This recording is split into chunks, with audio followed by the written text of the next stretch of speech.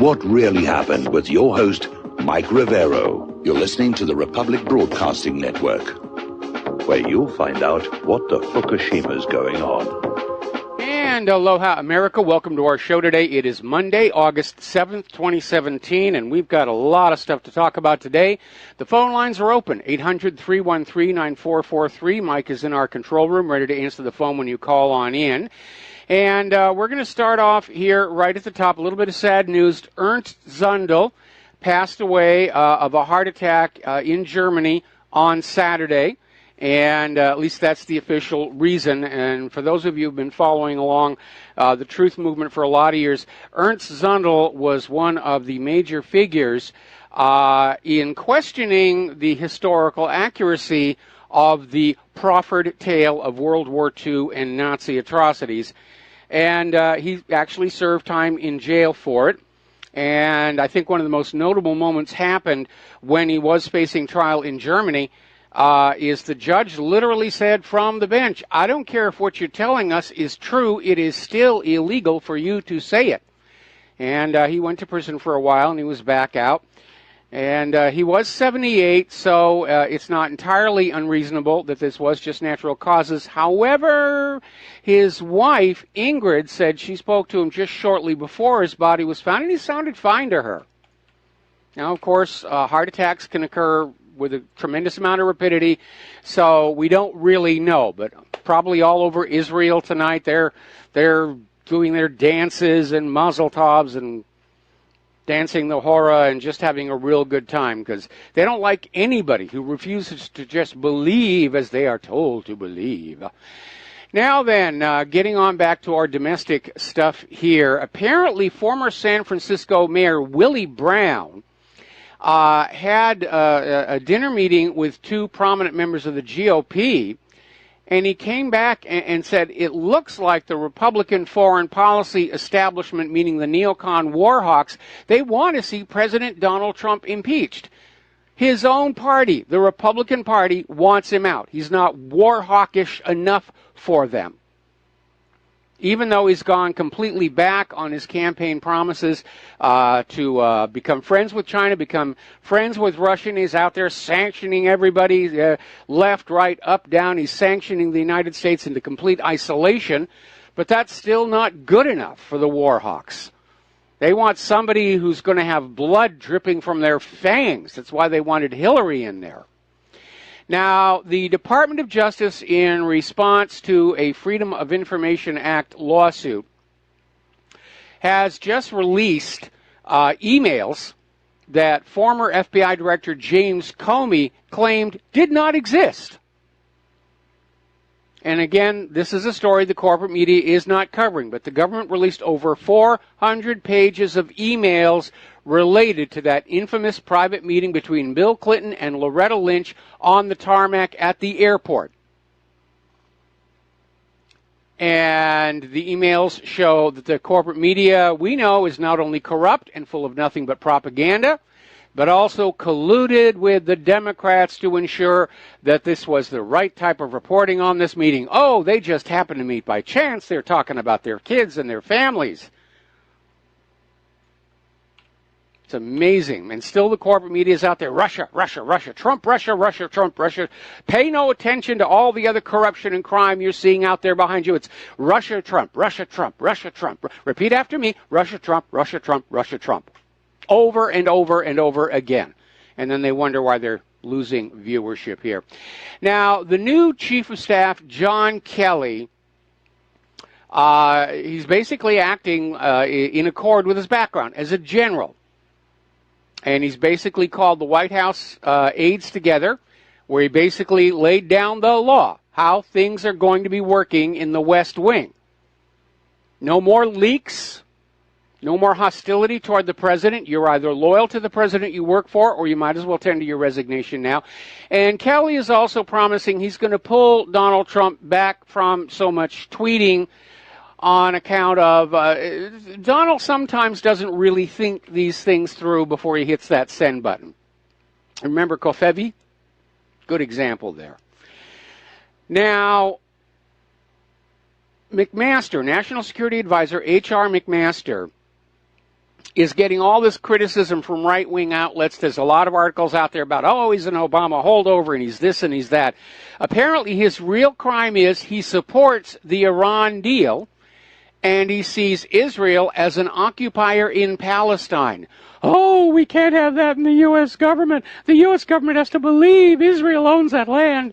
And so the AIPAC and all of the Israel firsters are literally declaring war on him, because they feel their iron grip on the White House beginning to slip away. Now, Donald Trump is a friend of Israel, is a friend of Netanyahu, but he's not fanatically so the way that Hillary Clinton would have been. And that's what all the brouhaha is about. And I got sent all these stories about how McMaster was this, and McMaster is working for Soros, and McMaster is doing this. It's the start of a media campaign to try and get him out and get somebody loyal to Israel back in as White House Chief of Staff. We're going to do a quick shout out now to our on-air affiliates who are just now rejoining our network. And interestingly enough, Maxine Waters has deteriorated to the point where everybody is taking notice. Dershowitz is out there basically saying she doesn't know what she's talking about. She gets up there and she flaps her gums and she makes a fool of herself.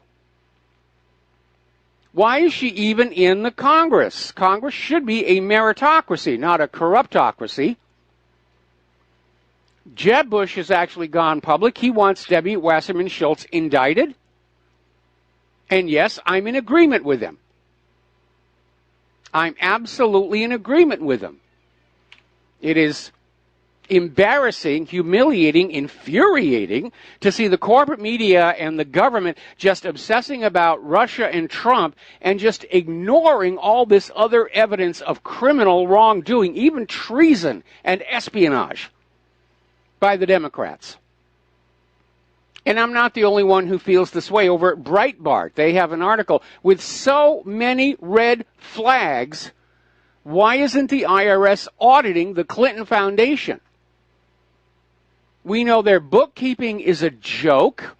Even the person that the foundation hired to come on in and try and clean up the mess couldn't make heads or tails of where the money had come from or where it all went, other than to confirm that only 5% of the foundation's money was actually spent on charitable operations. Now, under the rules of a 501c3, the Clinton Foundation is supposed to donate at least 51% of all revenues to their charitable activity. The IRS should yank their 501c3 status. I mean, look how the IRS was going after all these conservative groups and denying them 501c3 status and asking for all the extra paperwork. But the Clinton Foundation gets a free pass so far. But they ought to yank that 501c3. They clearly do not qualify, and that would make the Clintons personally liable for taxes on all of that money. It's a classic case of selective enforcement. We're only going after the enemies of the narcocracy, the friends of the narcocracy. Well, we can't go near them. You know, DNC actually stands for do not convict or do not charge. Rex Tillerson is still out there screaming that Russia meddled in the U.S. 2016 election. It damaged our ties and continues to be the justification for these sanctions being flung onto Russia.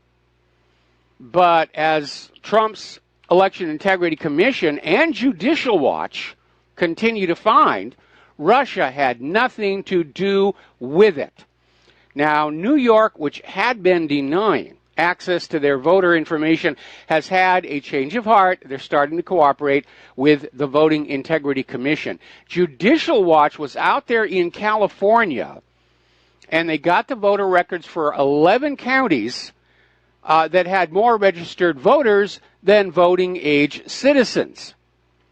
And apparently in Los Angeles County, the number of registered voters in the county is 144% of the total number of resident citizens of Los Angeles County of voting age.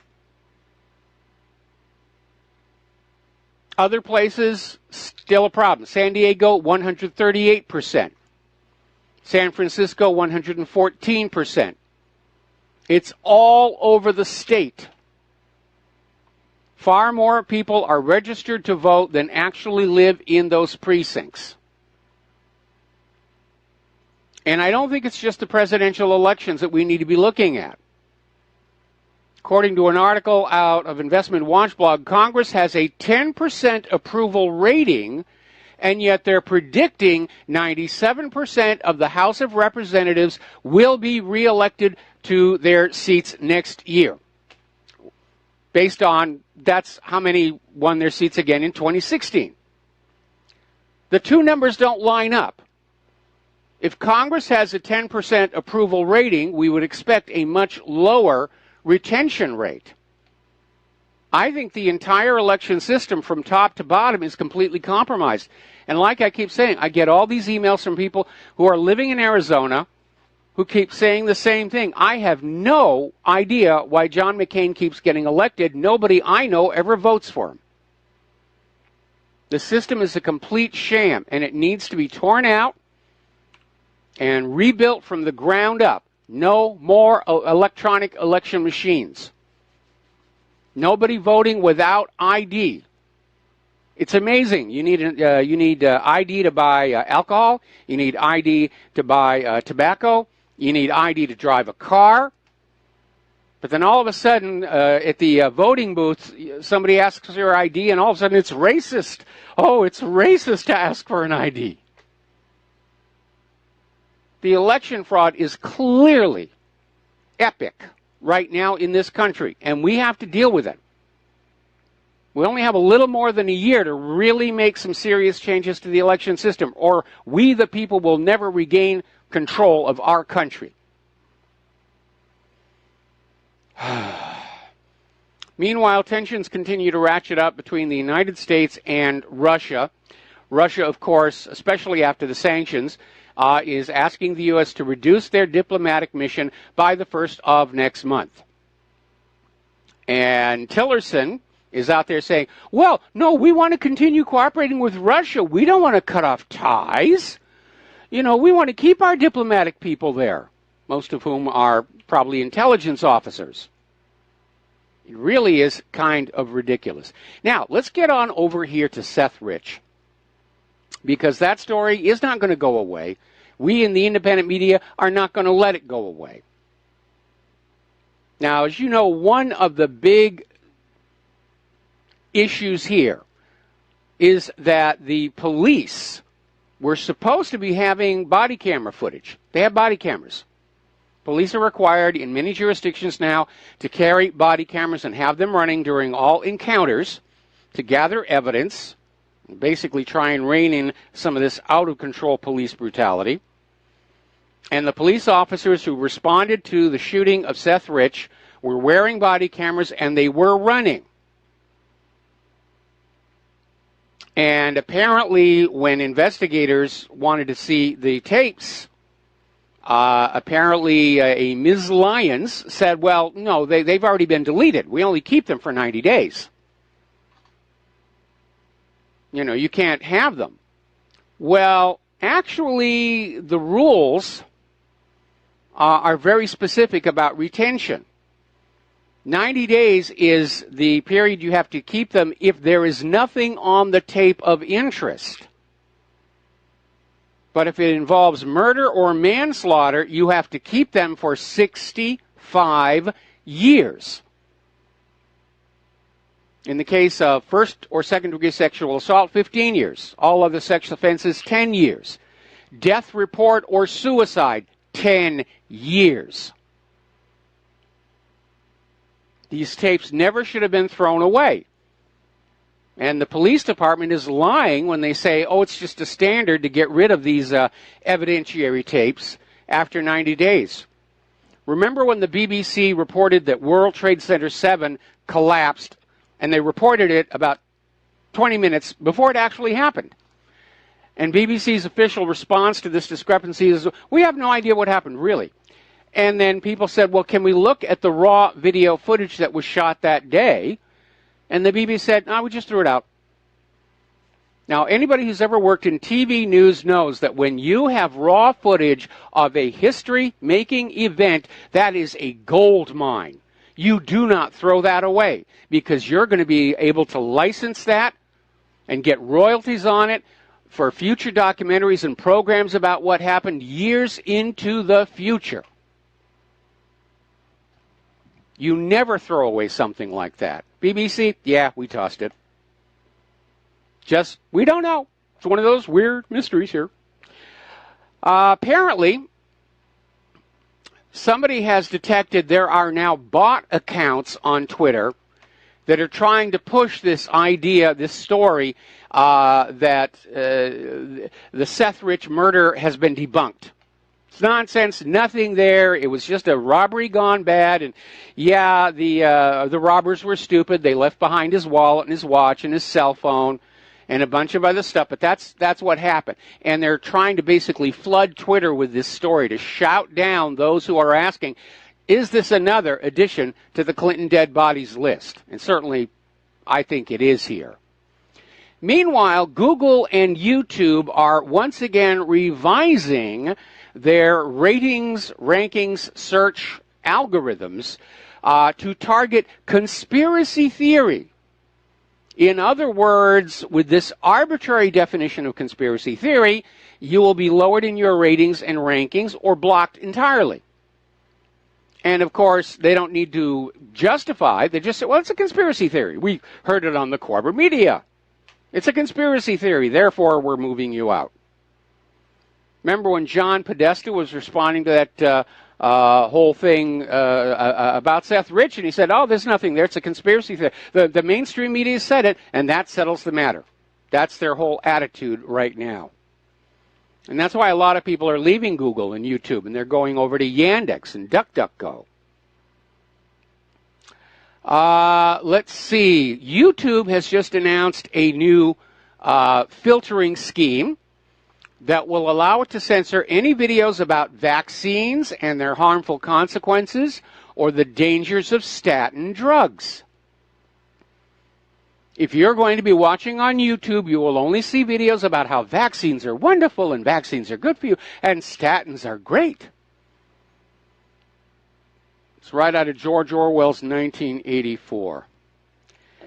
Meanwhile, we have this story coming out of the Ron Paul Institute about how Attorney General Jeff Sessions is endorsing theft by his unbridled support for the continuance of civil asset forfeiture even against Americans who are not even charged with a crime.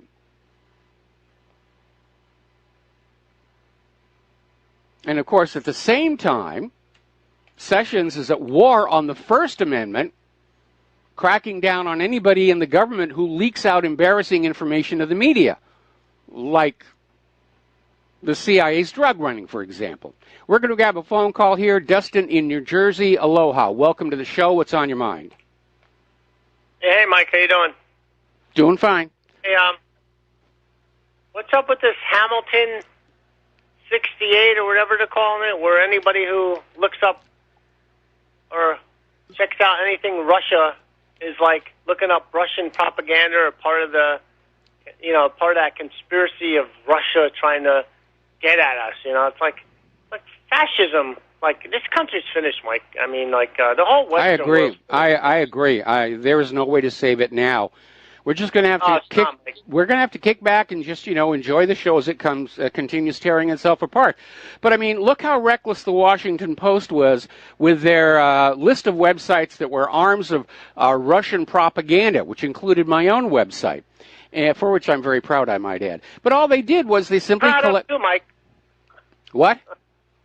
I'm proud of your website too, Mike. All right. Well, listen, we're going to have to take a commercial break. Do not hang up. I'm going to bring you back after these words from our sponsors. So we're going to take a breather here, have some more coffee, take a few deep breaths, calm down. We'll be right back. And aloha, America. Welcome back to our show here. We're talking with Dustin in New Jersey. And Dustin, please continue.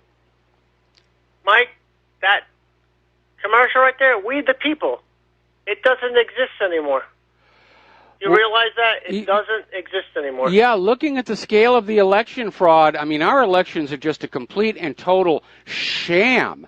Our election system is designed to facilitate and conceal massive election fraud. And it's clearly not just the presidential races. It goes all the way down to the House of Representatives, maybe even below that. I mean, the last couple of gubernatorial elections we've had here in Hawaii, there have been accusations of massive election fraud. And there's a lot of information to back it on up. But unfortunately, the way Hawaii's laws are written, your window to file an objection to an election result is only 2 weeks. It's not enough time to gather evidence. And again, it's set up to basically allow the elections to be stolen and make sure that whoever steals them is safe from being recalled. Mike, how can anybody believe we the people anymore? Our jobs have been outsourced. We've been sold out. Yes. How can anybody not see we get sent off to war to die while they're sucking on martinis? We've been sold out down the river. They don't give an F about us, Mike. You know, it's to the point where I'm so aggravated at the lies. They lie to us every day, and there's a percentage of Americans that don't give a crap, Mike. Well, you've got too many Americans who have fallen for this idea that if they just stay quiet and don't cause trouble, the government's going to give them stuff. The government's going to give them rent and health care and all the rest of that. And, of course, it's not going to happen. The government's running out of money. But there are people the government has pandered to, that segment of the population who are basically unmotivated and want to just kick on back and have a nice, easy lifestyle and have somebody else pay for it. As long as they're told what to do, and if they don't do what they're told, they're going to get their paycheck taken away. That's what it comes down to. It's subservient, right? Oh yeah. I mean, if you don't do as you're told, if you ask an embarrassing question, your career gets destroyed. Been there, done that. Didn't buy the T-shirt. Well, thank God. I'm telling you, man. Like I love America, but thank God for Russia and China. Move away from the dollar as quick as you can. Buy gold. Stay safe, and thanks, Mike. All right, thanks an awful lot, Justin. We're going to let you go here. I was just watching the banner on the Fox News, and apparently the Democrats are making a big deal over the fact that as Congress goes into its August recess, the GOP in Congress has accomplished pretty much nothing. And, of course, the Democrats have been fighting them tooth and nail, but the difference was these members of the GOP who just to block Donald Trump and make him look bad, voted with the Democrats on several key bills, including the repeal of Obamacare. And John McCain a year ago was excoriating the Democrats on what a disaster Obamacare really was. Then he votes to block the repeal, and that was the deciding vote. If he'd voted for the repeal, it would have carried. It was that close. And then afterwards, he's overheard saying, well, let's see Donald Trump make America great now. Ha, ha, ha, ha, ha, ha, ha. I think he's listening to that tumor a little too much. Apparently, over at Fox News, Eric Balling has been suspended over a sexual harassment claim. He's basically saying it's a witch hunt. And, yeah, it does seem like there's a pattern over at Fox News where the pro-Trump commentators are all being hit with these sexual harassment claims. And those who are openly opposed to Donald Trump, well, I guess they just behave better in the back room. Only possible explanation for that. Apparently, Salon.com is in serious trouble. They're struggling to pay their rent. Their landlord is demanding $700,000 for the unused portion of a 5-year lease. Apparently, they are in big, big trouble. Now, as you know, there are a lot of so-called fact-checking organizations all over the internet, like Snopes.com, and many of them have already been exposed as being gatekeepers. And with this campaign against so-called fake news in the independent media, there are more and more of these fact-checking organizations. But they're not all they seem to be. More when we come back. And aloha, America. Welcome back to the show. And we're talking about what amounts to a war between the established traditional corporate media and the independent media. with each pointing the finger at each other and saying they are the fake news, as Donald Trump has been doing to the corporate media. And the corporate media is saying, no, we're not the fake news. I mean, after all, just because we told you Saddam had nuclear weapons and humans are warming the earth and a bunch of stuff like that, and that, Hillary was going to win last year, there's no reason not to trust us. It's the independent media.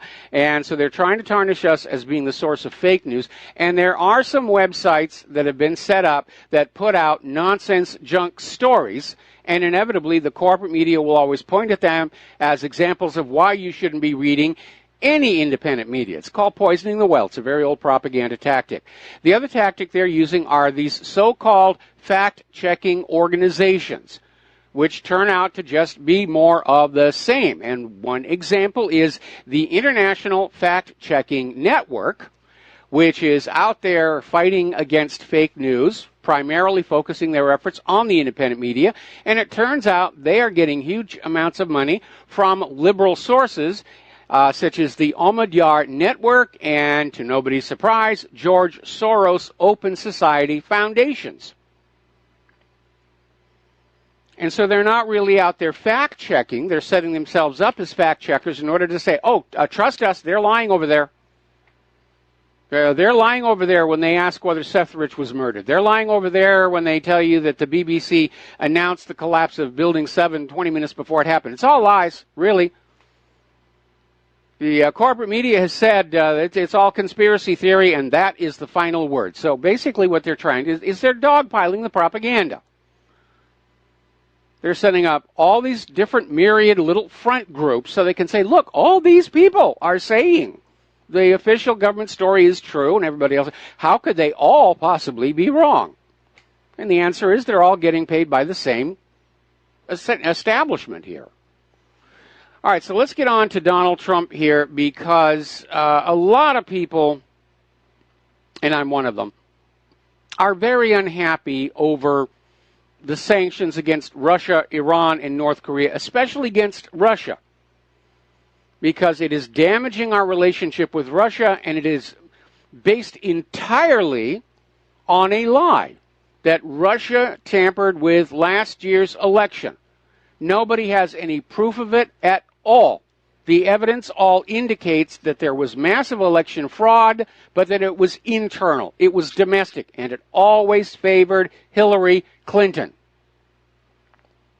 But that's become the new article of belief in the corporate media and the government. Russia tampered with the election. It's beyond questioning.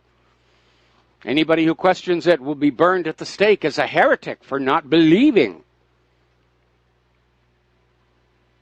And there's an article over here in SOT.net basically reporting on inside sources that the massive veto-proof yes vote in Congress on these sanctions was primarily engineered by AIPAC. Now, why would Israel want to harm relations between Russia and the United States? I'm sure they have a lot of reasons. But I wouldn't rule out the possibility that Israel is thinking somewhere down the road, if they can get a war going between the United States and Russia, and it goes nuclear, and the U.S. and Russia destroy each other, that would leave Israel with their nuclear weapons able to dominate the Middle East oil nations. And through that oil, pretty much control the rest of the world. When you look at Israel's history of false flags, deceptions, it's not impossible that they're thinking along these lines. Israel loves to set up fakes to send the U.S. off to war. That's what was behind the attack on the USS Liberty, along with the fact that the Liberty was intercepting evidence of Israeli war crimes. The real goal was that Israel wanted to sink the USS Liberty and frame Egypt for it, to bring the United States into the war on Israel's side against Egypt. And there actually was a strike in the air on the way to Egypt when the crew of the Liberty fashioned an improvised radio antenna and finally was able to get on out there, that they were being attacked by Israel. And at that point, the cover-up was put in place, overseen by Admiral John McCain, father of the senator from Arizona. Turning over to the war zones here, Syrian forces are making new gains in Raqqa amid the coalition bombardment, because the coalition is bombing things that are unconnected with ISIS and Al-Qaeda. They hit another hospital out there. The Syrian army has taken the very last town held by Islamic State in Homs, so that is a major, major victory. Now, interestingly enough, Henry Kissinger, former U.S. Secretary of State, had an article published by CapEx this week in which he said that the end of the Islamic State could give rise to an Iranian radical empire. So here we are in the situation where the U.S. created ISIS as a proxy. They're pretending to attack and destroy them. And here you have Henry Kissinger out there saying why they should be left alone, why they should not be destroyed, because there'll be an Iranian radical empire as a result. And I'd like to remind everybody once again, check your history books. Iran has not initiated a war of aggression against another country in over 200 years, and certainly not since the Iranian Revolution kicked out the U.S. puppet ruler, the Shah. Now, they did have to fight the Iran-Iraq war, but that was initiated by Iraq on behalf of the United States of America. Okay, we're going to take a phone call. Peter in Los Angeles, aloha. Welcome to the show. What's on your mind? Mike, let me give you my opinion on the reason why. I have no doubt that Israel definitely wanted those sanctions. They definitely want a Cold War with the U.S. and Russia.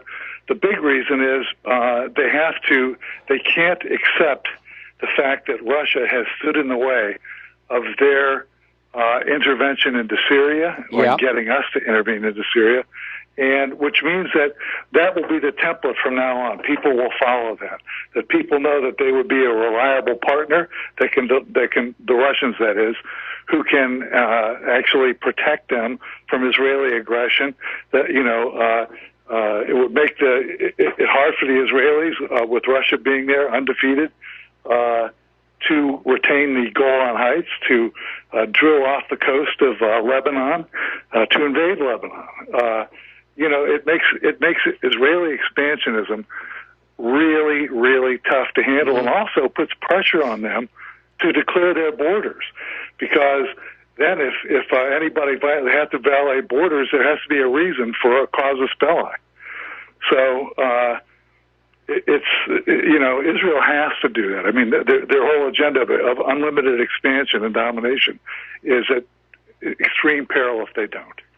Well, I agree with you that is what a big part of what Israel is thinking, but I disagree with the idea that Israel wants a Cold War for two reasons. One, this war is already hot. When you look at all the conflict going on in all these countries all over the world right now. And second, a Cold War is not going to change Russia's relationship with these other countries where they're asking Russia to come on in and block Israeli aggression. The only way Israel stands to get Russia out of their way is if Russia is tied up in a really costly, bloody, hot war with the United States. And I think that's where Israel's pushing. Mike, also, if you figure that if Israel benefited mightily from the Cold War, from the old Cold War, their narrative was the unsinkable aircraft carrier. Of course, there was no real treaty. They're not really an ally.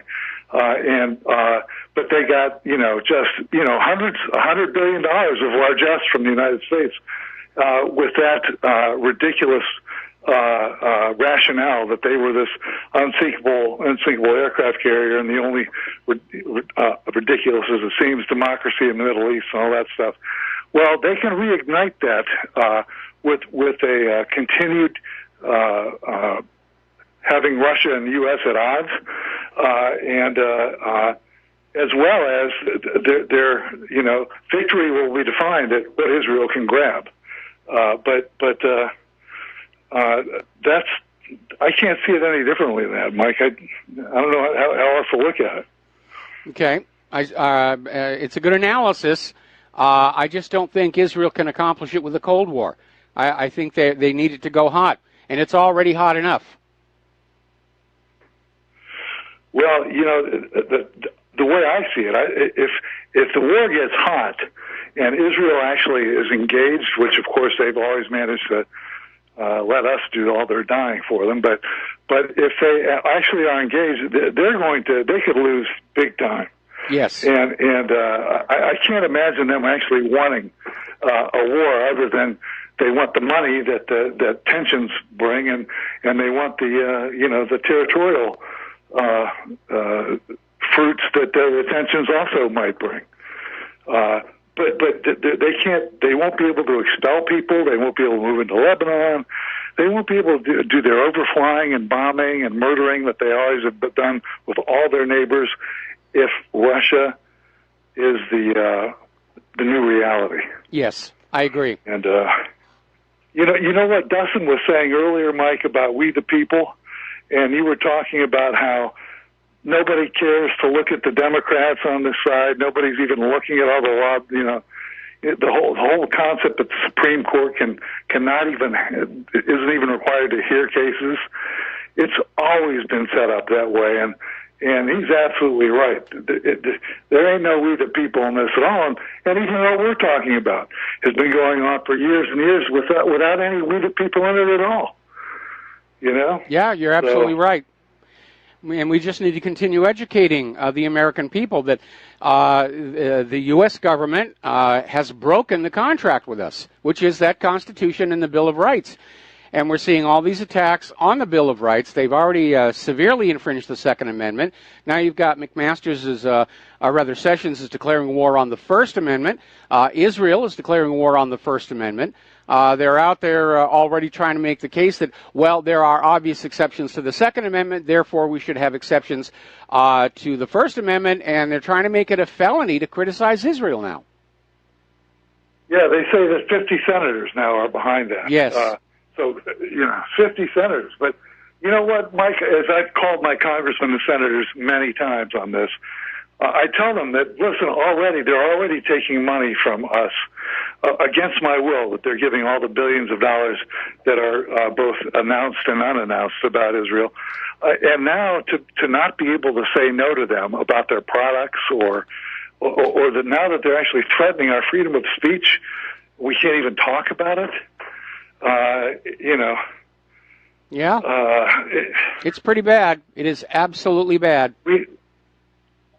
We have no say in this whatsoever. Whatever they do is okay. They get more billions. They control more. And then you see in the blogs, this will never work because this will go to the Supreme Court if this ridiculous law passes. But I want to point out that 4 of the 9 Supreme Court justices are Jewish. It could very well go. Yeah. And they're certainly bribable, the rest of them. Or blackmailable. So, we already know they got something on Chief Justice Roberts because of his flip-flop on Obamacare. So they got his leash. Exactly. Yeah, but I mean, you really expect Ruth Bader Ginsburg or David Breyer to vote against Israel? I mean, criticizing Israel? I mean, please. But at any rate, there you go. That's it for me, Mike. Thanks very much. All right, thanks a lot, Peter. We're going to let you go here. And let's see. Getting on back to the news here. Now, the Russian vice speaker is urging the United Nations to look into the issue of the U.S.-led coalition strike on a hospital in Raqqa. The hospital was hit with 20 shells, and it was flattened. There were no terrorists in the hospital or around the hospital at the time. It was just destroying more infrastructure to prove that the U.S. is still butch and in control of the destruction, if nothing else here. So that's a war crime. Definitely a war crime. Now, over in Lebanon, this is where it gets really kind of weird and shows you that this is all driven by expediency.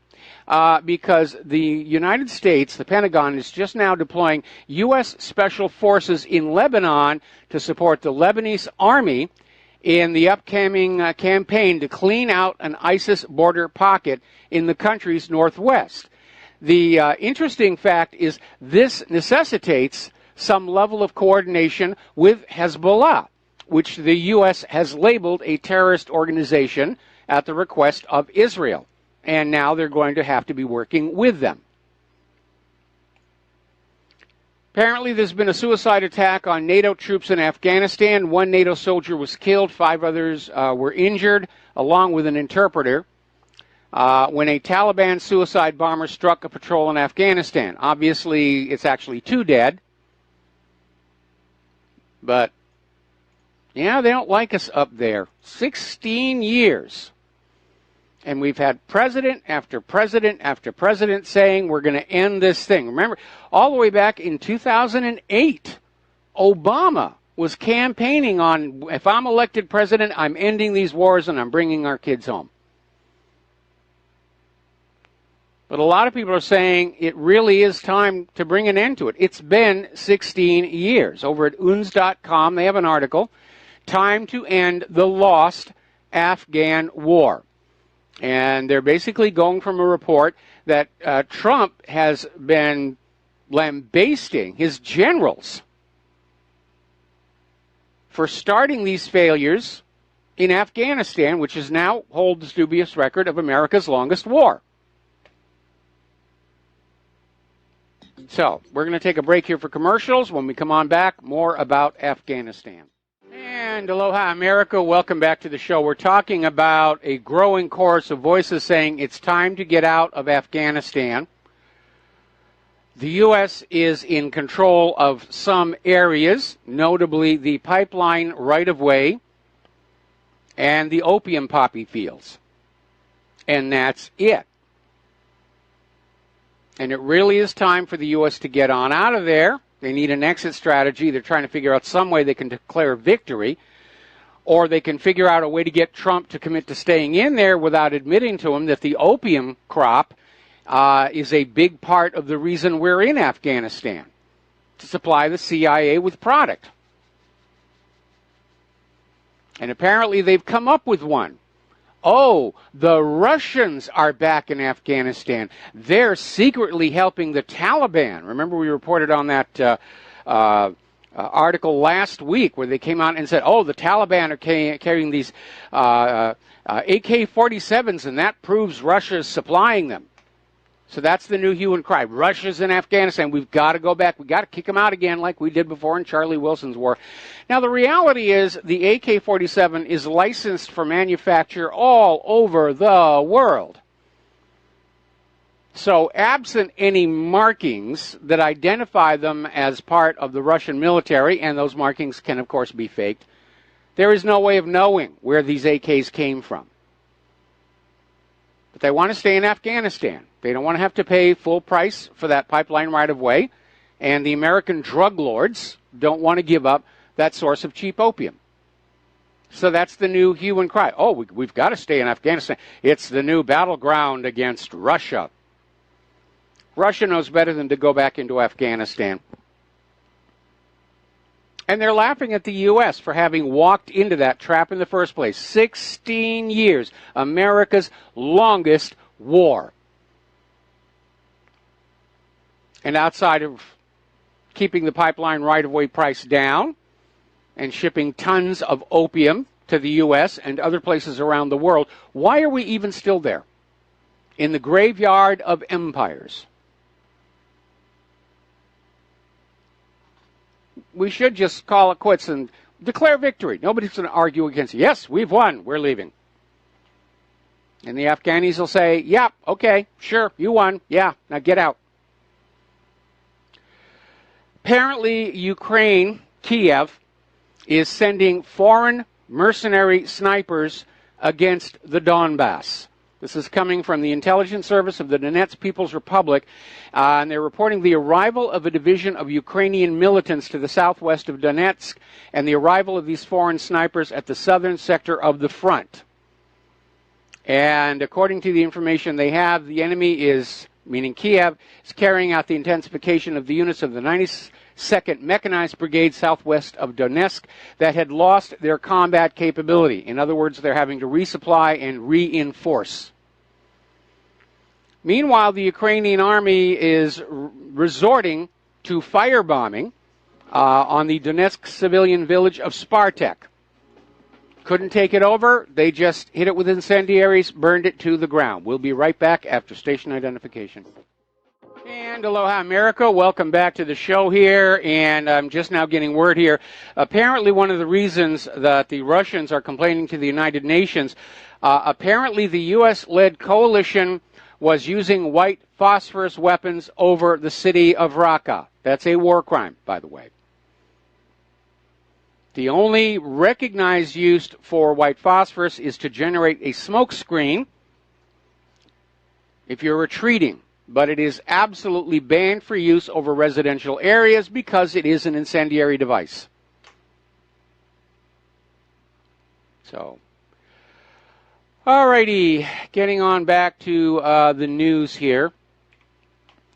Down in Yemen, apparently the United States is not pleased with how long it's taking Saudi Arabia to basically tamp down the people of Yemen and get them used to living under puppet rule. So now U.S. forces are deploying into Yemen, into Hadramaut province, and more are probably on the way right now. And this is to get Al-Qaeda. We're going in to get ISIS and Al-Qaeda, really, honest. That's the only reason we're there. And the Pentagon is saying there are probably going to be a lot more. So now it's a direct military intervention into Yemen.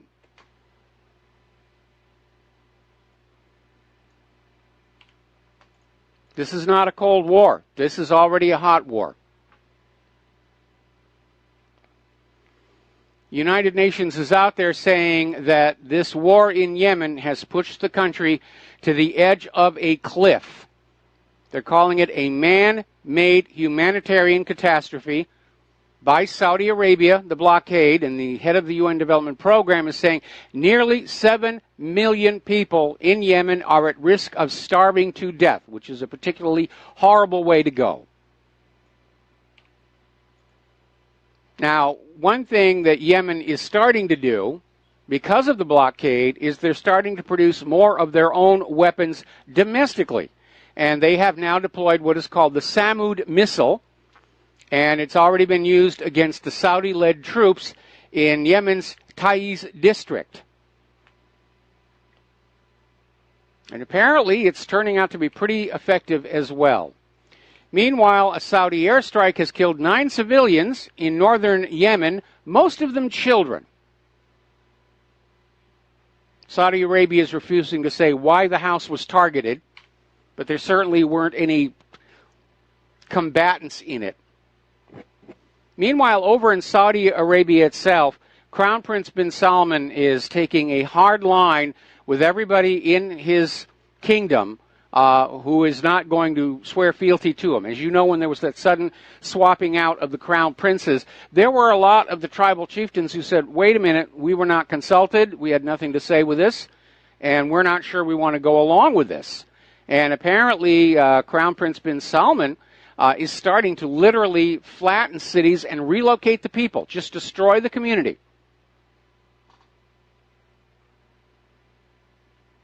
And of course, you're not going to see that on the American corporate media, and you will hear no complaints about it up at the United Nations.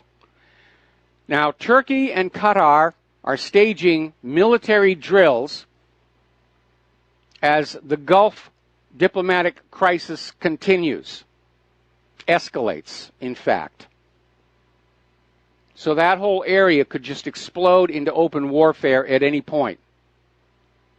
And maybe that's the reason why the United States is now directly intervening in Yemen, so that Saudi Arabia can pull on out and focus on going after Qatar and Turkey.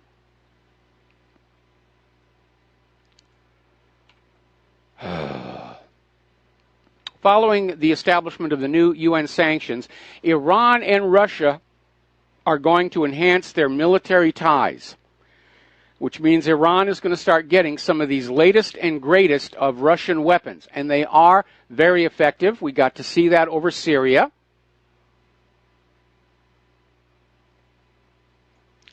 And at least this article, which is in realiran.org, was honest enough to say that the sanctions on Russia are in response to Russia's alleged interference in the 2016 election. And that's a very honest way to say it's an allegation only. There is no proof. All the election fraud uncovered so far is domestic. That's why you've got so many states that are working to block Trump's Election Integrity Commission. They're literally out there saying, it's none of your business. You're not allowed to look in here. Senator Tom Cotton is out there ready to pin the blame for the decline in U.S.-Russian relations. It's all Putin's fault. Putin, he's behind all of this. You know, he's driven these relations to a low not seen in many years. And Cotton is out there saying Russia remains an adversary. Excuse me, Tom, but who is sanctioning whom right now? Who's carrying out all the bombings and drone strikes and regime change across the globe? It's not Russia. And polls are showing around the world that the citizens of planet Earth view the United States as the greatest threat to world peace right now. But, Tom, if you really feel that way, here's your rifle, and here's your parachute, and here's your day-glow orange jumpsuit left over from the CIA's torture centers. Just watch your head climbing into that transport plane, and we'll call Vladimir Putin and tell him you are on your way to kick his butt all by yourself. But we, the American people, are not going to be lied into yet another war of conquest to benefit the money junkies at the expense of life and limb of our children. We've been down this road way too many times. We have been lied to too many times. We're not going to go there. We're going to do a shout out now to our on-air affiliates who are just now rejoining our network here. And there's an article over at nationalinterest.org that goes into the question of whether killing the Iran deal could actually trigger a regional war in the Middle East. And they start out with the fact that Trump, or at least those who are controlling him, are clearly itching for a fight with Iran, because after all, that's what Israel wants. Trump was ready to decertify the P5+1 deal until the IAEA came out and said, no, we just looked around. They're perfectly in compliance. Now we hear that October, which is the next time certification comes on up, that Trump and the White House staff are actively looking for anything they can point to as a violation and say, okay, the P5+1 deal is off, the sanctions are going back on. They want the war, they want the war, they want the war. And apparently in a July 25th interview with the Wall Street Journal, Trump literally prejudged the October outcome. He's literally telegraphing he's expecting Iran to be declared non-compliant. The war is on. Now, as you know, over in South Korea, the fact that they have allowed the U.S. to deploy THAAD missiles there has caused a great deal of trouble for South Korea and its government. China is definitely growing more and more hostile to South Korea over this issue. Poland has decided they do not really want to get involved in all of this. And so they have come on out saying that they are not going to allow the deployment of U.S. medium and short-range missiles on its territory for the foreseeable future. Now, I can imagine the U.S. is going to bring a tremendous amount of pressure to bear on the government. Because remember, South Korea's new president, Moon Jae-in, was saying the same thing. I don't want the missiles here, I want the U.S. out. And the U.S. is still in, and so are the missiles. But again, this is an indication that the rest of the world has just gotten fed up and tired with the U.S. government throwing their weight around. Now, a lot of people are scratching their head. Why did China and Russia agree to the new sanctions on North Korea? Well, Trump was threatening China with a major trade war. And I think that's the reason they went along with that. Russia went along with it possibly as a stalling action. And obviously both Russia and China do not want a U.S. war starting in that part of the world. So it's a delaying action. Now, the sanctions against North Korea ban exports of coal, iron, iron ore, lead, lead ore, and seafood. They prohibit all new joint ventures. They ban new investments in current ventures. And they prohibit North Koreans being allowed to go abroad for jobs. And, of course, they have restrictions on technology, supposedly to limit North Korea's ability to develop their missiles, forgetting that they got everything they needed from Bill Clinton long, long, long ago. Now, the sanctions are supposed to be fully in place by September 5th, which is 1 month after the sanctions were passed by the Congress. So, what is Kim Jong-un going to do? Well, he's already out there frothing at the mouth. But when the sanctions really start to take hold, the question becomes, how self-reliant is the North Korean economy? Can they produce enough food to feed their population? Well, obviously, if they're not allowed to export seafood anymore, there's one source that will be consumed domestically. But Kim Jong-un is going to want to hang on to power. And at some point when his population starts getting hungry, that may get to be very, very tense.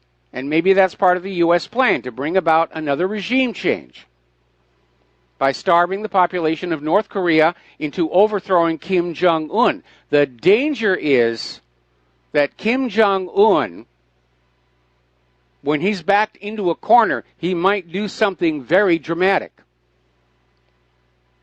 Now, at this point, he doesn't actually have a nuclear warhead small enough to put on one of his rockets, but he still has the rockets, and he's got conventional warheads on them. And they can reach South Korea. They can reach Guam. They can reach Japan. At the point where Kim Jong-un feels he's going to be forced from power, what's going to stop him from just throwing the launch switch on all of them? This is a serious, serious gamble being taken by the U.S. government. And if you look at the track record of how often these gambles turn into disasters, it's not a pleasant thought. Now, to nobody's surprise, the fact that China went along with the sanctions against North Korea, Donald Trump has now put off the threatened trade war with China for now. That's the quid pro quo. It will come back. Because, again, the ultimate aim of all of this is to destroy the Chinese yuan and the Russian ruble and return the world to dependence on the U.S. Federal Reserve dollar. That's really what's behind a lot of this. Because our nation isn't a manufacturing superpower anymore. Nobody wants our GMO agriculture. Our entire economy right now is still being propped up by that portion of the world that is using U.S. dollars for trade and banking and paying interest to the Federal Reserve for the privilege, as it were. Now, North Korea is out there saying that the sanctions are a violation of their sovereignty, and they're rejecting any talks. Tillerson was out there saying, well, once we have confirmation that North Korea has dismantled all of its rockets, we'll talk. And North Korea is saying, no, we're not going to talk. And Kim Jong-un is out there with the threats, we'll turn the U.S. into a sea of fire, blah, blah, blah, blah, blah, blah, blah, blah, blah, blah, blah. Meanwhile, H.R. McMaster is out there saying that the U.S. is still prepared to launch a preventive war against North Korea. Maybe the sanctions are there to goad Kim Jong-un into launching a rocket against South Korea, at which point the U.S. has its excuse to just go back into Korea. And again, we didn't win the last Korean War, just like we didn't win Vietnam. That's not going to stop them from trying. We've been in Afghanistan 16 years. We haven't won there. And McMaster's is backing up this idea of a preventive war by saying the threat of a North Korean nuclear weapon strike is impossible to overstate. Yeah, the U.S. government overstates threats all the time. Saddam's nuclear weapons, Assad's sarin gas. We have the Russian foreign minister saying that, yes, North Korea is experimenting with nuclear devices, but they are years away from something small enough to go on the top of one of their rockets. And again, when North Korea gets nuclear weapons on those rockets, they are not going to just haul off and use them. Pat Buchanan, in his article the other day, had it right. The reason countries want a nuclear capability is so that they will not be invaded by other nations. And what the U.S. is trying to do around the world, whether it's North Korea or Iran, is take away their weapons of deterrence to make it easier to invade them. And these countries know that's exactly what's going on.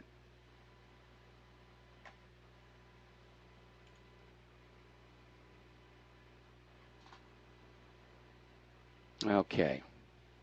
Apparently, Israel has started an operation to shut down Al Jazeera in Israel.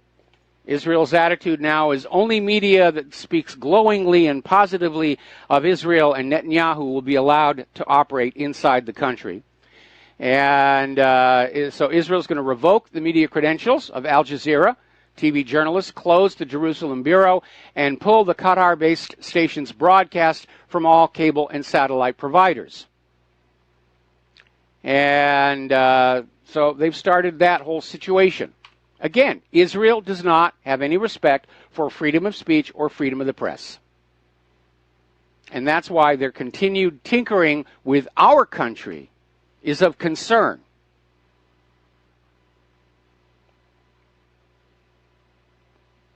So over at the original-antiwar.com, they're talking about these 50 senators who want to make it a felony to boycott Israel.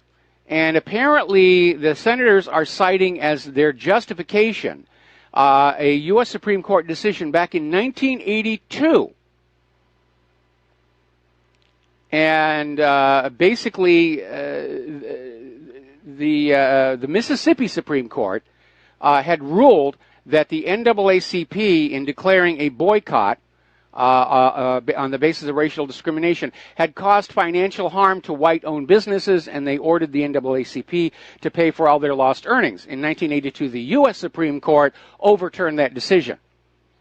But you can see they're pushing on this idea that boycotts should not be considered freedom of speech because it brings financial harm. Well, that's the whole point. That is the whole point. And around the world, boycotts have been a recognized peaceful form of protest. You're not going into the place of business and breaking it up. You're not going into the place of business at all. And they want to make it illegal to boycott Israel no matter what Israel does anywhere in the world, which doesn't obligate us to buy Israeli products. Simply to say, I don't like that product. And again, the classic case is batteries. When Claire and I lived on the other side of the island, we had this alarm system, and all the batteries in it came from an Israeli supplier. They were supposed to last 6 months. And they didn't. A couple of weeks. And the alarm system would start screaming that the batteries were failing, and I'd have to take it apart and put new batteries in. And they were very expensive batteries. And I'm not going to buy those batteries anymore because they're lousy batteries. That's all you need to say. I'm not buying that product. It's no good. It's a waste of money. It's poor quality.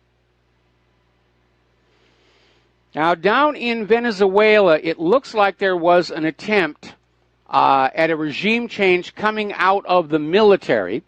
And apparently military near the central city of Valencia tried to march on Venezuela's ruling body, the new legislative super body.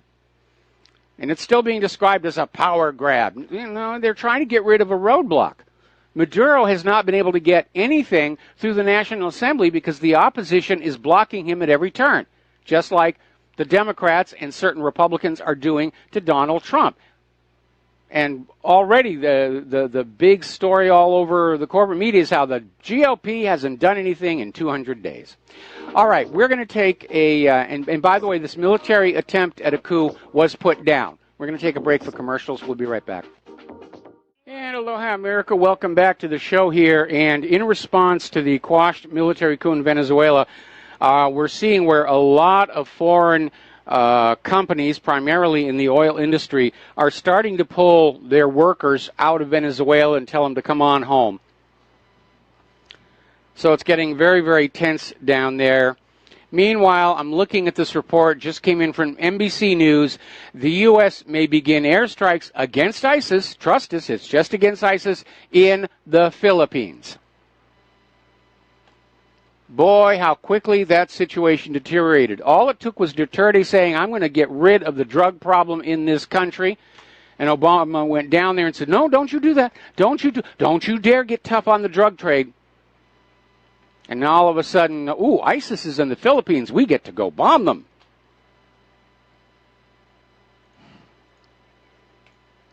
All right, getting on back here. Now, not too long ago, the U.S. Army bought some Chinese-made drones. And they were made by Chinese manufacturer SZ-DJI Technology Company. And they bought a lot of these units. They're very expensive. You got to pay for them. And then all of a sudden, the U.S. Army is saying, we can't use these. They have cyber vulnerabilities. And so Lieutenant General Joseph Anderson has ordered all service members to cease all use, uninstall all DJI applications, remove all batteries and storage media from the devices, and secure equipment for follow-on direction. And apparently the issue is with DJI. What do you mean they backdoored our systems? They can't do that. Only the United States is allowed to backdoor things that we sell to other countries. All right, Paul Krugman had come out with an article in the New York Times basically saying that the deregulation of banking is a mistake. And to nobody's surprise, he was immediately attacked by the Federal Reserve. It came on out and said, no, deregulate banking has just been downright boring since Glass-Steagall was repealed back in the 1990s. Wasn't all that boring around 2008, was it? So, the German economy is on edge. There has been a shock plunge in industrial output, the biggest fall in 6 months. And some of it's in factory and construction firms. That's 1.1%. But right now, Germany is taking a hit in their automotive sector, on which a large part of their economy depends. And there are two causes. One, people do not have money to buy cars. Sales are down. General Motors is sitting on a backlog inventory of over 1 million vehicles right now. They're literally hiring lots to store all the extra cars because they can't sell them. The other part of it, of course, are all these iconic German automobile manufacturers who were caught up in this emissions rigging scandal. And that's harmed their sales as well. Now, over in Great Britain, we're seeing a return to this tendency for people to cash out the equity in their home, to buy Bitcoin, invest in cars, and fine wine as something to store their value. I think they should go with gold and silver. Cars go in and out of fashion. Wine can turn to alcohol. Bitcoin, again, it looks good, but I question its stability. And, of course, if that prime rate goes up and these people are sitting on variable rate mortgages and they've cashed out their equity, then a rate increase is going to put them underwater. They will owe more on the house than it's actually worth. It's almost like some people just did not learn the lesson from 2008. All right, we're going to take a break for commercials, and we'll be right back. And aloha, America. Welcome back to our show here. And getting on back to the economic news, one of the reasons why Trump may have backed off the China trade war, along with the fact that China went along with the sanctions against North Korea, was an evaluation of who would gain and who would lose, and more importantly, who would be most harmed by this. And that may be looking back at how the first sanctions against Russia actually caused a lot more harm to Europe, the United States, and South America than it did to Russia. How the poorly thought out oil price war, same result, more damage to Europe, the U.S., Canada. Now, one of the areas in which China dominates the world market is in what are called the rare earths. And it's a group of elements falling between 21 and 71 on the periodic table. They have become essential for manufacturing high-tech electronic devices. And China has vast deposits of easily mineable, easily refinable rare earths. And if they were to all of a sudden ban exports of them, it would have the same impact that we all felt back in 1973 when OPEC imposed an oil embargo on the United States for providing military aid to Israel during the Yom Kippur War. So that's a hammer that China has. We need to be aware of it. Now, I'm sure the U.S. government would say, well, you didn't really need an iPhone or an iPad or any of that stuff, but U.S. military development requires rare earth. This is the downside of globalism. You make everybody dependent on everybody else, then they can weaponize that against you. Looking over at the Bank of Japan, they're starting to sink into the same situation we have here in the United States. The math is against the perpetuation of the system. Their safety net is going to snap. The economy cannot sustain the government obligations that have been piled up over the last 70 years. Same thing here in the United States. The government keeps passing all these unfunded mandates, or it borrows money for whatever it's doing, and we can't sustain the debt anymore. Now, some U.S. companies are already starting to drool over the new sanctions against Russia, saying that it's an opportunity for them to start getting into these niche markets, such as Siemens, and start to get that. And that would be a good thing to start reviving American manufacturing. Okay, we're going to grab ourselves a phone call here. Antonio in Chicago. Aloha. Welcome to the show. What's on your mind? Hi, Mike.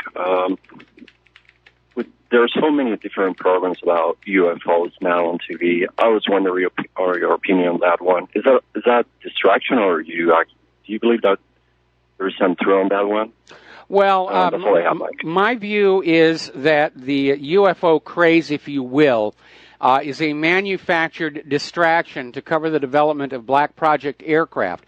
Because if you go back and you look at the history of TV shows and movies that were really pushing the UFO theme, you find they overlap the flight testing of various black project aircraft, like the F-117, various drones, and so forth. That being said, I'm absolutely convinced that the universe is full of intelligent life. I just can't think of a reason why they would bother visiting our planet. When you're driving down the highway in your car, do you stop and inspect every anthill that you pass? I mean, any civilization that has achieved interstellar spaceflight, they're not going to be interested in us. We have nothing that would hold their curiosity for more than a second. And it would cost them a lot of energy to slow down and look at our planet and then take off again. So at this point, I do see it as it's a distraction. And thank you very much for the phone call. We're going to let you go here. Getting on back to the news here. Over in Silicon Valley, and we're seeing in so many places in California, real estate rental prices have gone through the roof, which is hard to understand because you have so many of the millennials who are living with their parents into their 30s now. And there's a new scandal that's come on out. This was over in Natural News, where apparently Facebook employees, people working for Facebook, are actually homeless and having to live out of their cars because they can't afford the high rental rates, along with repaying their student loans and their medical bills that fall below the deductibles of the Obamacare policies.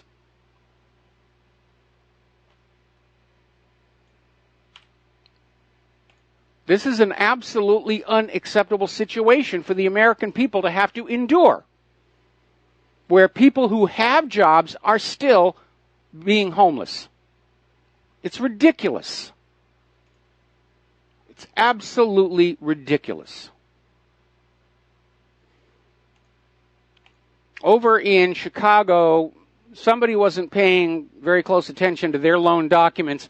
The Chicago Public Schools are paying $850 million in interest on a $500 million loan.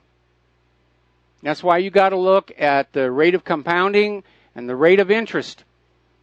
The banks can make more money off of your loan than you got on that loan. Now, despite all the recent turmoil and interference and pressure coming from outside, the BRICS nations are getting their act together. And their trade ministers are concentrating on creating conditions for better cooperation amongst them.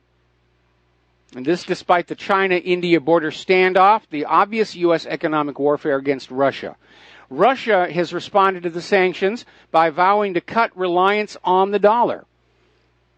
And they're speeding up their work, reducing their dependence on U.S. payment systems. And that they're developing their own, BRICS is developing their own payment system in parallel.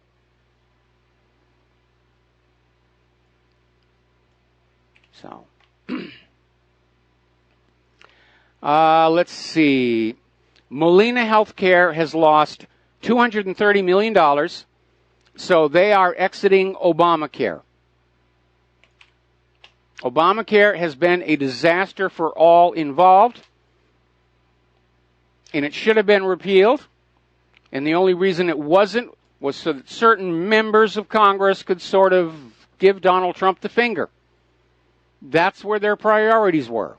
That's what was important to them. Not helping the American people, but just scoring points. Now, apparently, according to an audit, Obama's Internal Revenue Service misled Obamacare customers. And apparently, they were part and parcel of this propaganda that signing up for Obamacare would be cheaper than it really was. And apparently, the Inspector General's report that came out last Thursday said the IRS dramatically understated the actual cost of enrolling. Apparently, the IRS said that most people could find health care plans for $75 a month or less once government subsidies were figured in. In point of fact, the average was twice that. Apparently, July was the worst month for U.S. car sales. Nobody has the money to power the consumer economy. Frankly, if I had any stocks in the stock market and I had stocks in the automakers, I'd be getting rid of them right now. They can't keep this up. I'm glad that they're keeping those manufacturing lines open and keeping those people employed. But if people can't start buying those cars, there's only so far they can take this. Now, over in Everett, Washington, there's a car repair business. and it's owned by a guy named Gary Watts. And apparently there is a homeless encampment across the street from his workplace. And so he installed a camera on top of his building, and he's now live streaming the homeless encampment on Facebook. He's planning on adding a high-def camera. It's going to be a 24-hour-a-day live streaming YouTube channel called Tweakerville USA. And, of course, tweaker is slang for methamphetamine addicts. So apparently there is a big drug problem in this homeless camp. So we have druggies who are homeless. We have employees of Facebook who are homeless. And by the way, that Facebook employee I was talking about, mother of two. But the rent got too high. Obamacare wouldn't cover her medical bills, and she's up to her neck in these student loans. And this is what she got for going to college, playing the game by the rules, and getting a good job at Facebook. She gets to live in her car. I think that's an absolute portrait of what's going on in this country right now. Apparently, the EU is going to pull 4.3 billion pounds from Turkey. At the same time, it's snatching cash from Great Britain to try and fill that Brexit hole. This resistance to the Brexit was all about money, because Great Britain and Germany have been carrying the financial burden for the EU. And if Britain succeeds in breaking free, that leaves just Germany. And Germany cannot carry that load all by themselves, especially as their country continues to be flooded with refugees. The EU chief is out there saying Germany is going to have to pay up to 9 billion pounds to make up for the shortfall from Great Britain. Merkel is not happy about that at all. Now, apparently up in Massachusetts, 4 state registry of motor vehicle clerks, along with 2 other people, have been arrested. Apparently, they were making false entries through the registry, false identifications, and selling them to illegal immigrants, some of whom had already been deported in the past. And then they were used to fraudulently register to vote in Boston, according to the U.S. Attorney's Office. Now, apparently out in California, ICE officers are being kicked out of labor offices in order to cover up the fact that there are illegal workers there. Now, apparently, migrants stormed a security checkpoint in Morocco and were able to just burst through. 180 reached European soil. So they're in, at least for the time being. The situation is getting so serious. Italy is now sending warships into Libyan waters to block any more refugees. They're going to stop those boats and turn them back. And if they refuse to turn back, they will be fired on.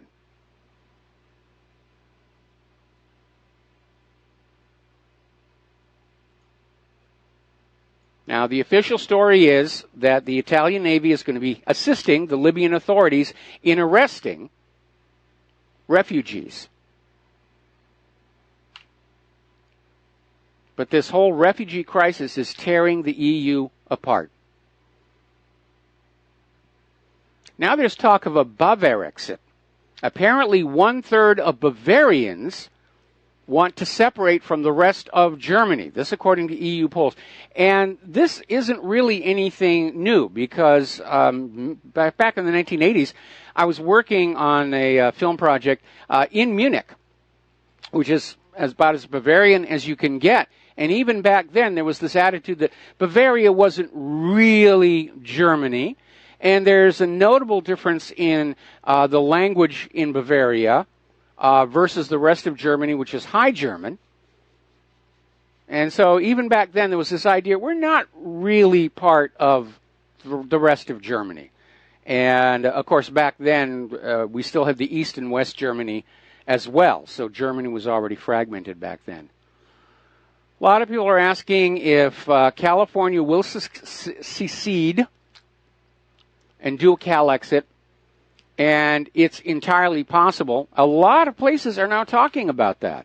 And in the very near future, we're going to have Leon Siu, who's the foreign minister for the Kingdom of Hawaii. He's going to be coming on the show because they're keeping a very close watch on Calexit, on Catalonia, and all these other areas regarding what to do about the future of Hawaii.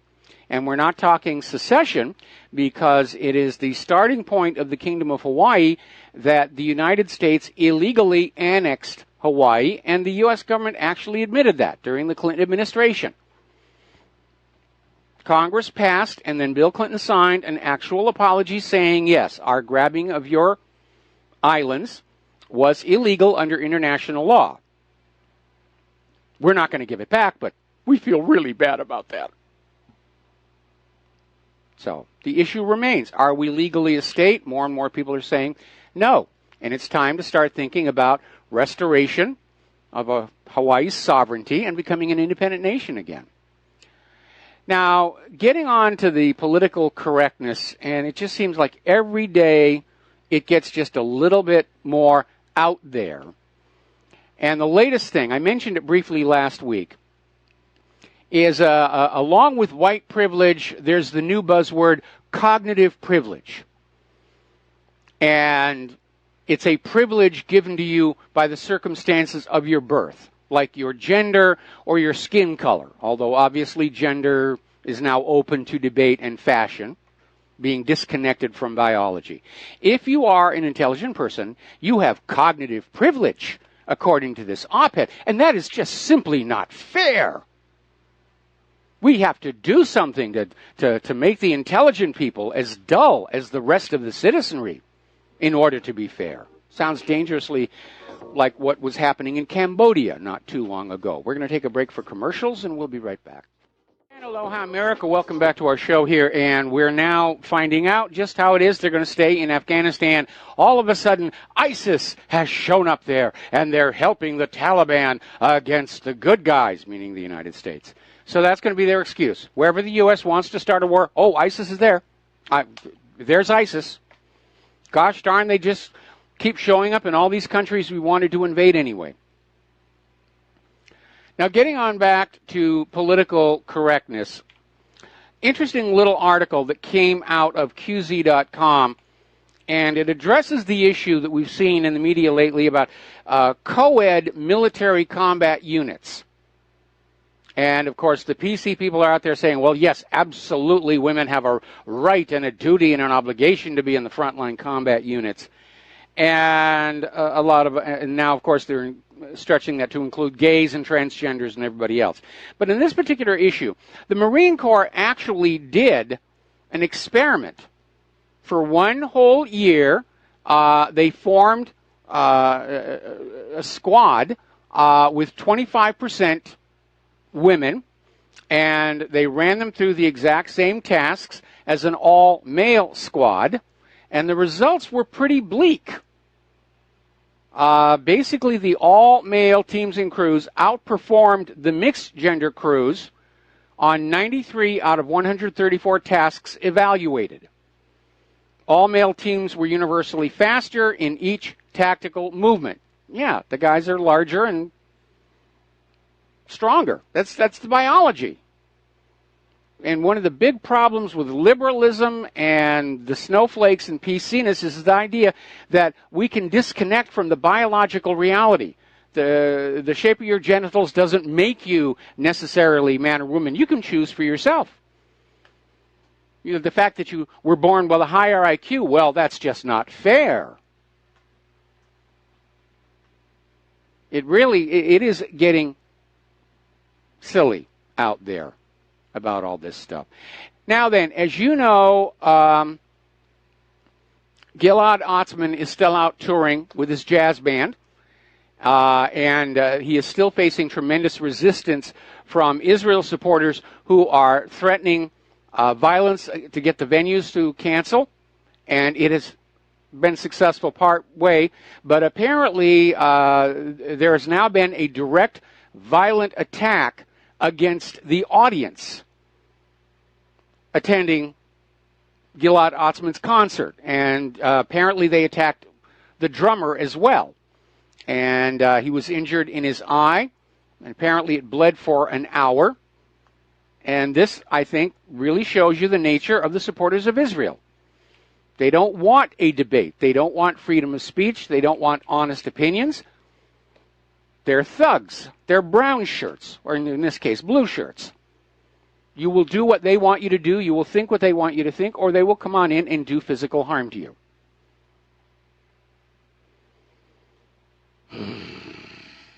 All right, we're coming up here on the top of the hour.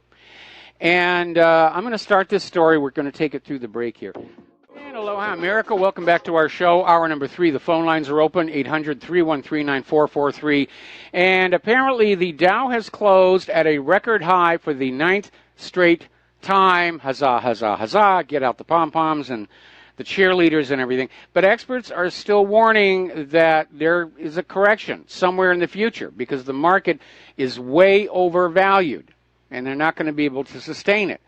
Now, obviously, in the current run-up, it is the military stocks, military contractors who are leading the way. People understand a world war is coming. They want to cash in on it here. Speaking of cashing in on war, this is a story that goes all the way back to Iraq and has to do with a means of disposing unused, unwanted ordnance called a burn pit. And there are big, giant burn pits out in the West that are used for some of this. And, of course, when you're operating in a foreign country, you will set up a burn pit to dispose of things that you find that aren't of any use and are potentially dangerous. And, unfortunately, U.S. veterans weren't really told that being stationed near the pits and breathing those fumes were going to basically harm them severely. And they have had major health problems from being stationed near the burn pits. And when you look at the open burning of munitions and waste as being as dangerous as it is, you'd think this would be a slam dunk for a lawsuit because these veterans have basically been ignored by the VA. You know, we're not responsible for this, go on out. Unfortunately, U.S. District Court Judge Roger Titus dismissed the veterans' lawsuit regarding the health problems and deaths, saying that there's no way to hold anybody accountable for it. And basically saying that the contractor who ran the burn pits didn't get to decide where the soldiers were going to be or where the pits were going to be. That was a military decision, and as well, it happened outside U.S. jurisdiction in the war zone in Iraq. Oh, well, I guess we're not going to see that. Now, as the feminists continue to come on back and scream about equality and wages and all the rest of it, I want to remind everybody that there was a phenomenon coming out of the militant feminists back in the 1990s, and it was basically the manufacturing of a rape hysteria. And it got to the point where you had people like Catherine Comans, the assistant dean of student activity at Vassar, was literally quoted in Time magazine, as saying a rape charge is a good thing for a man to go through. Now, in that context, she was talking about a false rape charge because the FBI supplemental crime statistics of the time showed that under the goading from TV talking show people and feminists, rape was the second most falsely reported crime at that time. And looking back at the statistics, we see there really wasn't an increase in rape. It was just another manufactured hysteria for political gain. And there's a very good book about it by Christine Hobbs Summers, who was herself a feminist, and was called Who Stole Feminism? And she documents how the original feminist movement, which was equal pay for equal work, equal access to education and credit, was a good thing, and we could all support it. And I did, by the way. but it got hijacked and mutated into this horrible male bash. Women need to be terrified, of all those evil rapists out there, off of which these hijackers made huge amounts of money with book deals and personal appearances. And so now that the feminists are coming on back again with a replay, we need to be very careful. Us guys need to be very careful that we're not going to get set up. And so in that context, there is a story regarding a student at the University of Southern California who was charged with rape, and he risks expulsion along with a jail sentence. Arman Premji was accused by an unnamed female USC student of raping her in her dorm room. And under California law, the victims remain unnamed. Now, the charges have been dropped against this male student because they found security camera footage from this Bandidos Taco and Tequila, where they had been hanging out together earlier that same night. And eventually, the two left Bandidos with a female friend of the accuser in tow. And the security camera footage clearly shows the girl coming on to Premji and making lewd gestures behind his back. And so basically the prosecutor said this idea that he got her drunk and took advantage of her is nonsense. She had morning after regrets. That's where a lot of the rape charges came from. You had a woman, you took her out for dinner, they had a really good time, and she gets in the mood, and then she gets up the next morning, oh, what did I do? I'm not that kind of girl. He must have raped me. And it just went out from there. So Premji has been cleared of all charges as of the end of last month, but USC is still doing their own investigation, and they could still kick him out. It's nonsense. Speaking of school and speaking of political correctness, speaking of snowflakes, this one's insane. This is coming out of the Gateway Pundit.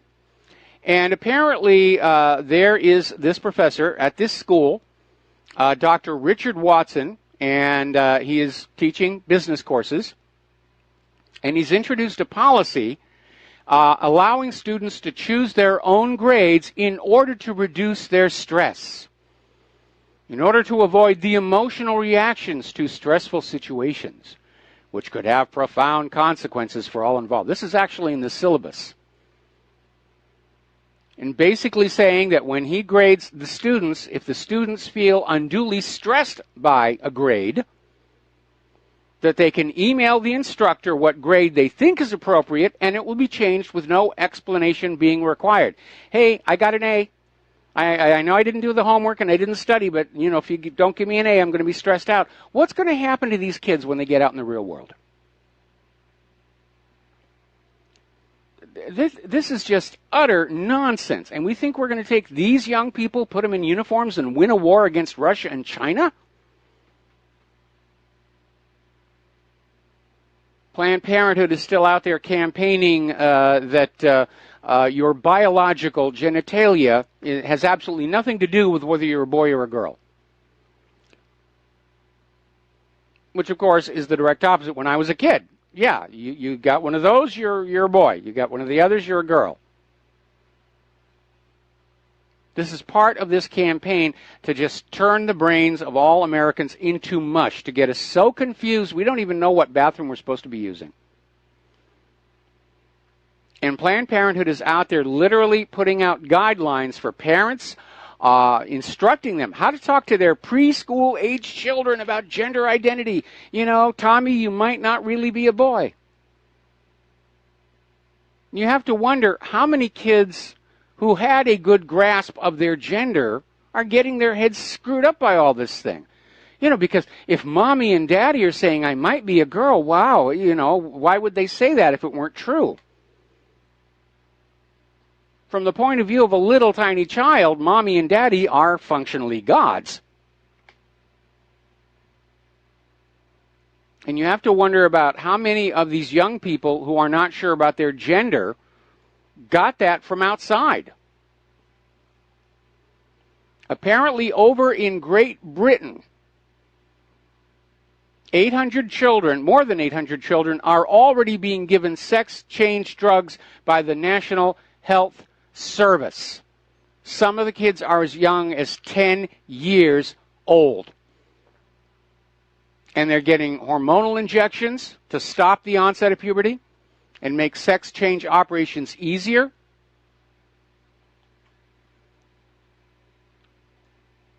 It's wacko.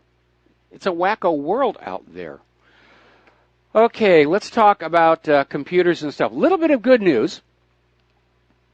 A Wilmington businessman, this is being reported over in Oraz.com, a Wilmington businessman is facing an $82 million fine for making more than 21 million illegal spoofed robocalls. He got caught by the Federal Communications Commission. And basically what it is he was spoofing the caller ID so that you couldn't block him, put him in a block list, or you couldn't even track him back to see who it was. And that's illegal. One of the most annoying ones that I've been seeing here lately is the phone will ring and the displayed phone number is only a few digits away from my personal number to make it sound like this is a friend or a neighbor who's calling who's not yet in my contact list. And they got this guy, $82 million fine. Good. Because I got to tell you, I'm very angry at paying this cellular phone bill every month and having most of the calls being from scammers. It gets in the way of my calling my wife for absolutely no reason other than to say, hi. It's amazing.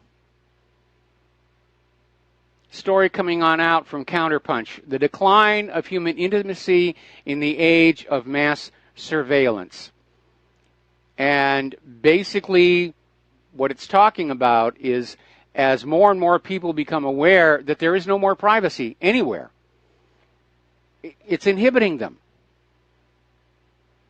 They're standing away. They don't want to be seen near somebody. They don't want to hold hands. They don't want to touch. They don't want to kiss in public anymore.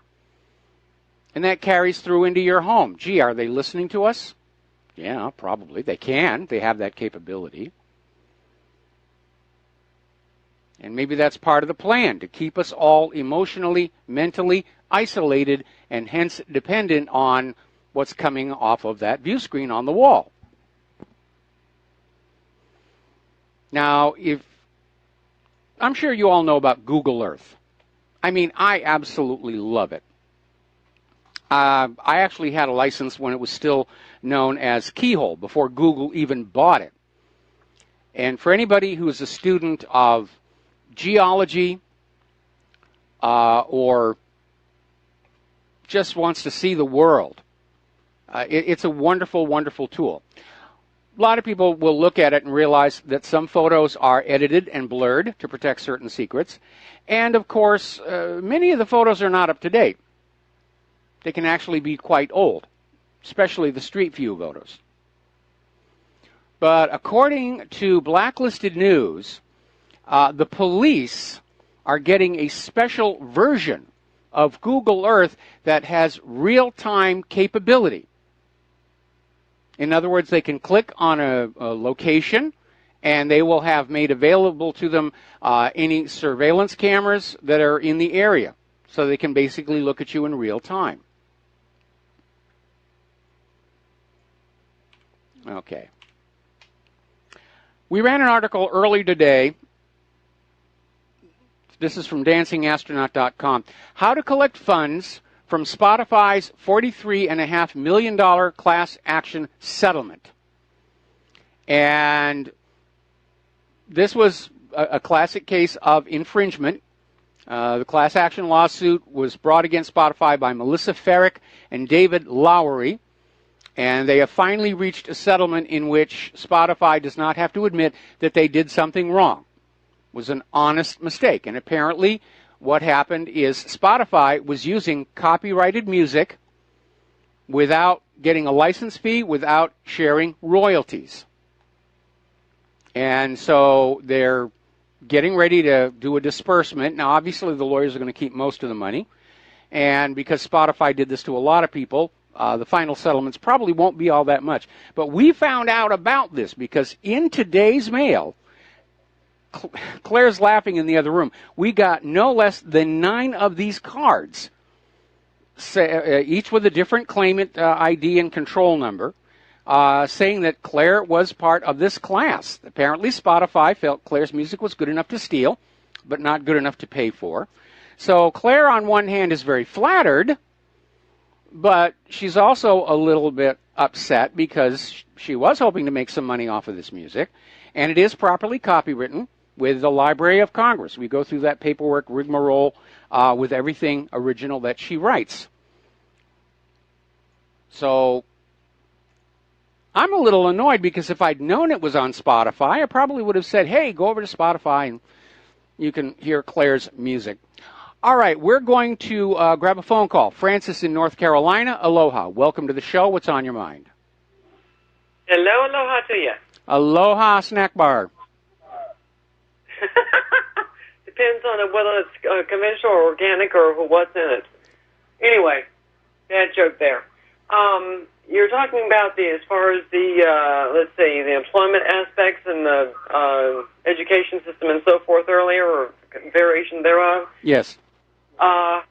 It's interesting you would mention about that earlier because I remember a time when back in the 90s, of course it's changed now, where you basically, if you put in for a workplace or whatever, you do electronically by email or fill out online or whatever, or on the computer screen or who knows what. I remember a time when you filled out an application that the person was either unable to fill out the application in whole, leaving major gaps, and their penmanship sucked. Yes. Because they apparently didn't bother to learn how to write properly. So it's no wonder that in the employment field of people actually going out and getting work at a usual shop at the mall or who knows where, that their employability really kind of varies. But then again, I guess it depends on who they know and how they got into the workplace anyway. But it's really gotten absurd. Well, I want to do a comment here real quick on that. First of all, having lousy handwriting is not necessarily a question of not learning. When I was young, I was taught how to write cursive, and but I never use it. It's because of all the computerization, and as a result, my penmanship today is really lousy. And I prefer having a typewriter to fill out forms if they have to be filled out on paper instead of online. So that's one factor. Writing is actually on the decline in our schools. They're not even teaching cursive writing anymore, just block printing. What? The schools are not teaching cursive writing anymore, just individual letter after letter after letter. Capital J followed by lowercase o followed by lowercase b, so forth and so on. How is that degraded? Anyway, oh, by the way, as far as the gender thing goes and who's getting what and given to who at whatever age, you know, I can see if the child's sex is ambiguous or they got both or whatever, but I'm sorry. If they haven't gone through puberty yet, how in the world are they supposed to know what their sex is except for what's between their legs? Yeah, that's exactly it. This isn't trying to deal with people who've got a real problem. This is literally trying to brainwash the young into this agenda so that everybody who's slightly off the norm can feel comfortable and accepted. Well, I look at it this way. Everybody, when they're growing up, before they ever get into adulthood, let alone go through puberty, you have that age of innocence, as it were, I guess you could call it, at least back as I remember it. Probably don't call that nowadays, but you went through an age of innocence where this thing about sex or gender, whatever, was non-relevant. Yes. You lived life. Now, that's not to say you didn't dress in the garmentry of what the sex was between your legs, but the moment you start going through puberty, if something was awkward going on, I mean, it's one thing to try to figure out what's going on here, but the body is changing on me, and I have no clue what's going on. Mom, Dad, what's going on here? Except for what talking to the teacher at school or whatever. But, I mean, a child is not going to know what their gender is as far as their, thing goes and all that until they hit puberty. And if they happen to have something fluky going on, then they better go see a doctor and see what's going on. Maybe something going on. My concern is that these kids are actually being brainwashed to this confused state about their gender because they are starting so young, where these kids don't know. Anyway, Francis, got to let you go for a commercial break. Have a great one. Back with another phone call after these few words. Aloha, America. Welcome back to the show. We're going to go back to the phones here. Sam in Illinois. Aloha. Welcome to the show. What is on your mind? Aloha, Mike. Can you hear me okay? I hear you just fine. Wonderful. Comment to the last caller, just a quick comment. And then I have a question about Windows 7. I actually know millennials that cannot read cursive. So that is absolutely true, what they're doing to the kids nowadays. Anyway, regarding Windows 7, I have a do you know if I have a new PC that has Windows 10 pre-installed. Mm-hmm. If I formatted the hard drive and then reinstalled a fresh copy of Windows 7, do you know if the system would be stable? Well, that's a hard question to answer because Microsoft has been working with the hardware makers to basically set up the BIOS so that you're only allowed to install certain operating systems. Now, some of the computers that are out there are still very vanilla in the BIOS, and you can put an older operating system on there, or you can put Linux. But a lot of the newer computers, you're literally locked into the Windows 10. And if you try and remove it and put something else on there, the BIOS is going to give you a headache. And what you need to do is do a search for your specific model computer and Windows 7, and include the word BIOS, B-I-O-S, which stands for the Basic Input Operating System, Input-Output System, rather. Okay? All right, Mike. Thanks. All right, thanks an awful lot. We're going to switch to Glenn in Philadelphia. Aloha. Welcome to the show. What's on your mind? Hi, Mike. I have a couple grammatical points and one political question. Okay. Actually, while it is true that you were one of the better-spoken talk show hosts on the radio, mm-hmm. I caught you in an error a little while ago that surprised me. And actually one just now. BIOS is Basic Internal Operating System. Ah, okay. But earlier you used the term copywritten, and it's not copywritten, it's copyrighted, because it's not copy W-R-I-T-E, it's copy R-I-G-H-T. Oh, my goodness, I'm not perfect. What a shock. I just thought, since we were talking about details like cursive writing and such, you might appreciate that. Well, I don't think those gaffes on my part really are germane to the issue about whether people should be taught cursive writing or know how to read cursive writing. Again, under the influence of the computers, that sort of thing does seem to be going away. I know the tablets can still read cursive writing, but I think that implements like pencils and paper and everything are actually going to go away at some point. Yeah, could be. I'll end up reading block letters and stuff. And my political question, you have been talking earlier in your show about Russia sanctions, niche markets, and you mentioned Siemens. I'm wondering, how do Russia sanctions have anything to do with artificial insemination? No, I meant the Siemens Corporation that makes those digital controllers for manufacturing, okay? Yeah. I think... Yeah, the German General Electric, yes, I know. Yes. All right, just having some fun, Mike. All right, take care. All right. Yeah, and unfortunately, again, these sanctions are going to cause a lot of harm to European businesses, and they're already talking about punitive retaliatory sanctions. Thank you for the phone call, Glenn. We're going to let you go here. We're coming up here on another commercial break. And, okay, let's see. Engineers evaluating... apparently there's a huge sinkhole that's opened up down there in Florida. Of course, that happens an awful lot out there. There was a gentleman named Kevin Dunleavy, as an environmentally conscious roofing contractor, and he wanted to set up his own solar array, all well and good. And then he hit a roadblock. After building all of this, the local electric company wanted to charge him $45,000 to plug his house into the utility grid because of the solar panels. And their rationale was that the local wiring wasn't going to be able to handle the electricity coming from the solar array back into the utility grid. We're going to take a break for commercials, and we'll be right back. Aloha, America. Welcome back to our show here, and I'm getting a ton of email from computer enthusiasts basically correcting the gentleman who corrected me and saying that, yes, indeed, BIOS stands for Basic Input-Output System, and I'm looking at the Wikipedia page about BIOS, and yeah, that's what I thought it meant. So, all right, there we go on that one. Now, we were talking about the utility grid. Guy put up solar panels, and the local utility said, well, we're going to charge you $45,000 to hook those things in. Seems to be a pushback.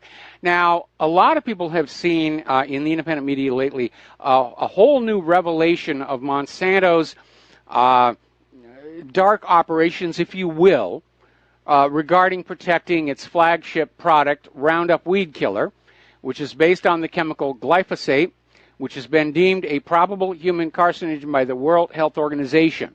Now, Monsanto is currently facing over 100 lawsuits in a federal district court in San Francisco brought by people who attribute their non-Hodgkin's lymphoma to exposure to glyphosate in Monsanto's Roundup Weed Killer. And as part of the discovery process, it submitted internal documents to the court that detailed the shenanigans in the company's internal science and its dealings with regulators and the press.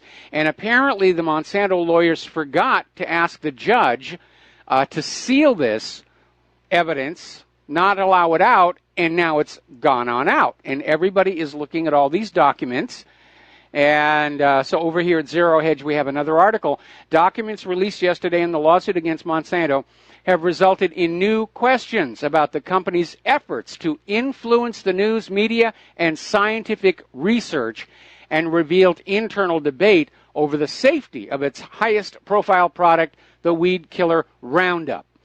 And the New York Times today said new internal emails reveal ethical objections from former employees to ghost writing research studies that were pawned off as independent analysis. So along with all of the lobbying, the buying out and taking over of science journals, which is how they suppressed that French study, we're now finding out that retired Monsanto workers were being hired to write research studies that were then passed off as coming from outside. That's pretty tacky. Pretty tacky indeed. Now, over at the Hanford nuclear waste site, as you know, they've been dealing with the deterioration of some of the infrastructure where this radioactive material is dumped or temporarily stored. And it's turned out that, yes, the workers at Hanford Nuclear have swallowed radiation particles. They test positive for contamination. And I want to underscore the difference between exposure to radiation and contamination. Exposure means something that's radioactive, you're near it for a few minutes, and you walk away. When you get a chest x-ray, that's an exposure. Contamination is when the radioactive emitting particles enter your body. You inhale them or you swallow them. And once they are in there, they are impossible to locate and remove. And they just sit in there radiating and radiating and radiating and radiating until sooner or later you get one of the radiation-associated illnesses, cancers, leukemia. So these Hanford nuclear workers were not being given adequate protection. Because after all, they're just workers. I mean, I remember in the aftermath of 9/11, when all the first responders were looking at all this asbestos with the towers. And the head of the EPA stood there and said, the air is perfectly safe. You don't need protective gear. Just go on in there and clean everything up. And all of those first responders are now dealing with serious illnesses, mesothelioma, for example. Okay, so Al Gore's new film, The Inconvenient Sequel, is now out. It is, as I mentioned last week, a box office bomb. It came in at a dismal 15th at the box office, despite all of the advertising and all of the rave reviews from the liberal media. Oh, you must see this. People just didn't. Fans of Al Gore are now claiming that Paramount Pictures sabotaged the documentary. I mean, again, we're seeing this classic liberal pattern. Don't accept responsibility for things that you did wrong. Find a scapegoat. In this case, Paramount. Now, getting back to the real world, Al, over this last weekend, it snowed in Colorado in August. Just a little light dusting, but it's an indicator. We're going to have an early, hard winter. And we're seeing these articles coming on out from like weather.com, where the forecast right now is for cooling temperatures in August, which is normally when temperatures tend to spike. And apparently lows of 60 Fahrenheit in Chicago, Green Bay on Friday. And these overnight lows are expected to persist in lands east of the Rockies for the next 2 weeks. It's actually getting cooler at night here in Hawaii.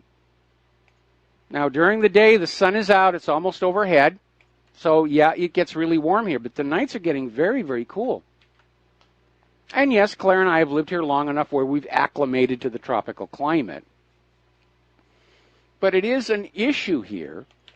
And you've probably noticed over the last couple of weeks where the corporate media is out there talking about the extreme high temperatures all over the West, and they're just dealing with all of this. And you look at the actual map behind them, and the temperature is in the 90s, which is like normal for this time of year.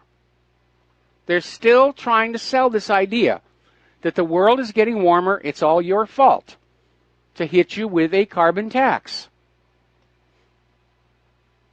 And it's amazing. I have to admire their perseverance and dedication, because they've been on this since the 1990s. Almost 20 years they've been pushing this. No more winters, no more snow and ice. The ice caps are melting. Greenland's going to lose all of its ice. None of it happened. Al Gore bought himself a new home out, a beachfront home in California. Doesn't look like he thinks sea level is rising.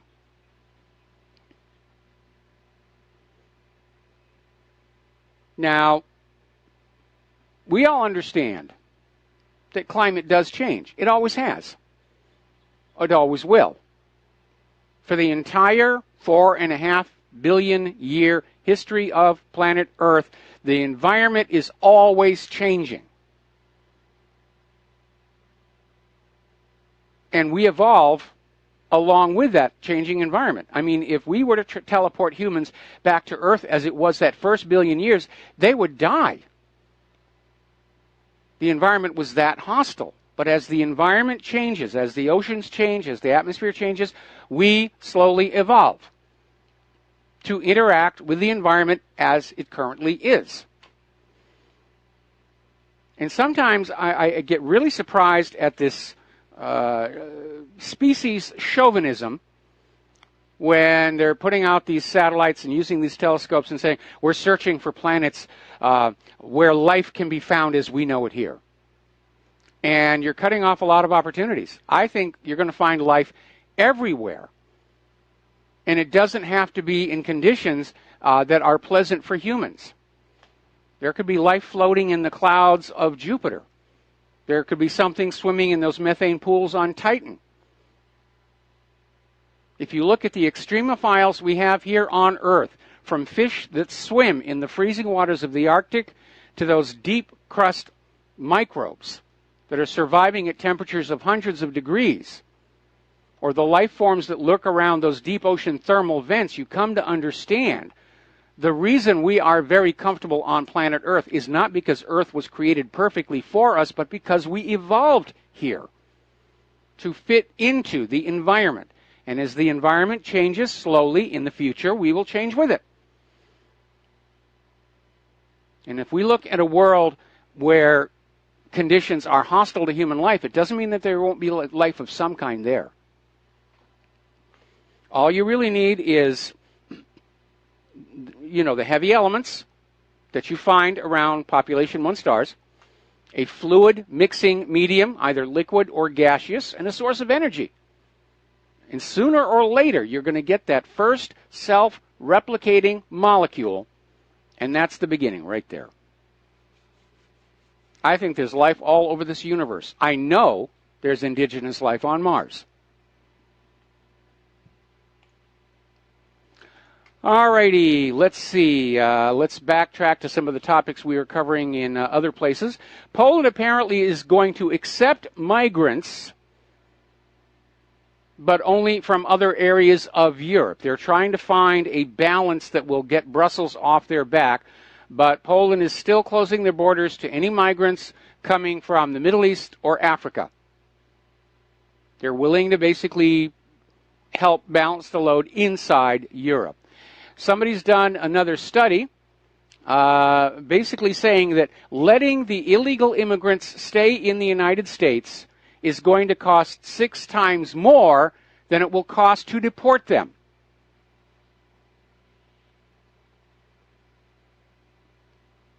So it's a bad financial decision letting them stay here. Somebody posted a video, African migrants go wild after crossing border. Apparently, again, single, military-age male, virtually no women or children. A lot of people are very upset about that one. Down in Australia, there's a cafe that is very politically correct. And apparently they have decided on a 2-tier pricing structure. Men are going to be required to pay more for product service than women to balance out gender inequality. They're calling it the man tax. I have a feeling that that cafe is not going to do very well because the men are just going to go where they're paying the same price as the women are. Apparently, Bitcoin had another really good day, soaring to an all-time high. Everyone's saying, what's next? Well, we don't know.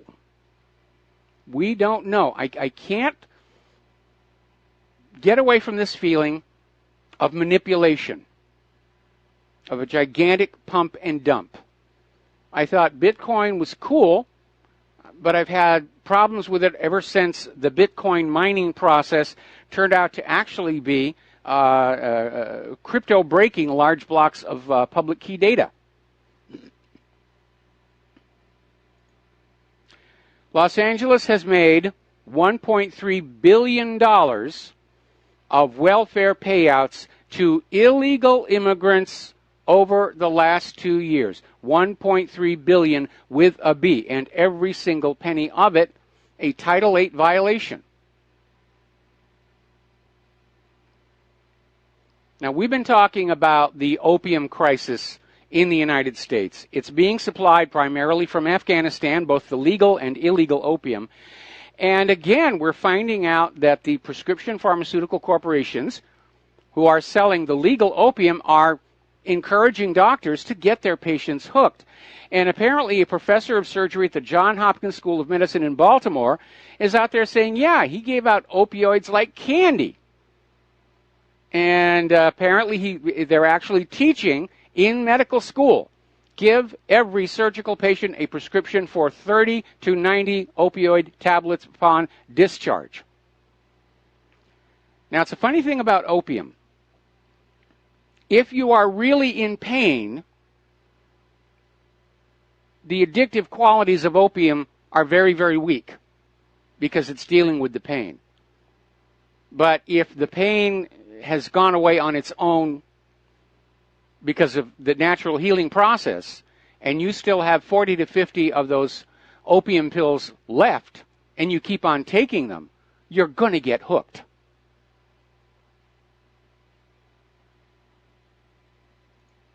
It's amazing.